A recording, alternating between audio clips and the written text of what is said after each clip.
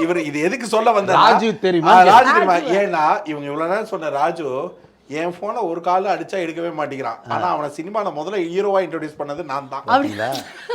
எனக்கு எவ்வளவு பெரிய கதைலாம் 6 மிஸ்டு 60 நாள் அந்த சீசன் பூரா நீ ஜெயிக்கணும்னு கையில இருந்த சில்லறையெல்லாம் செலவு பண்ணி கத்துறா.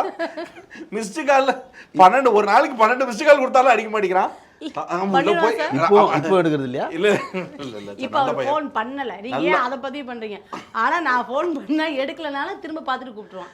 என்னதான் உங்க ஃபீலிங் வேற, என் ஃபீலிங் வேற.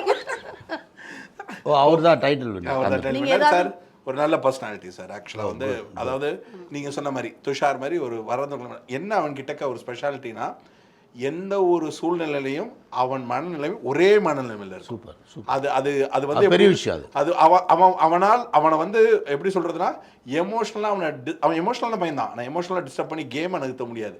அந்த கேம்ல மாபெரும் ஒரு ஹோம் ப்ராடக்ட் சப்போர்ட் இருந்தாலும் இவன் வந்து அந்த ஹோம் ப்ராடக்ட் சப்போர்ட்டே தூக்கி சாப்பிட்ட மாதிரி விளையாண்டான் அந்த ஷோல. ஆக்சுவலா சொல்லணும் சண்டையும் போட மாட்டான், எதுவுமே இது பண்ண மாட்டான் சார். உட்காந்து பேசுவான், இது நீ பண்ணது தப்பு, அது சூப்பரா விளையாண்டான், நல்லா விளையாண்டான். இப்ப பார்க்க போவேல ராஜு தெளிவா விளையாண்டு. குக் வித் கோமாளின்னு ஒண்ணு சார். குக்கே இல்லைன்னு நானுங்க அவனை குக்கே இல்லைன்னு சொன்ன ஒரே காரணத்துக்காக அந்த ஷோட டைட்டில் அடிச்சிட்டான். அவனை குக்கு இல்லைன்னு சொன்னதுதான் ஒரே ஒரு காரணம். அவன் என்னென்னமோ பண்ணான் சார். கடைசி அந்த ஃபினாலேல எல்லாம் அவன் செஞ்சது இருக்கே, அவனை பத்தி பேச வேணாம் சார். என் காலை தான் எடுக்க மாட்டேங்கிறான். நம்ம கதைக்கு போவோம்.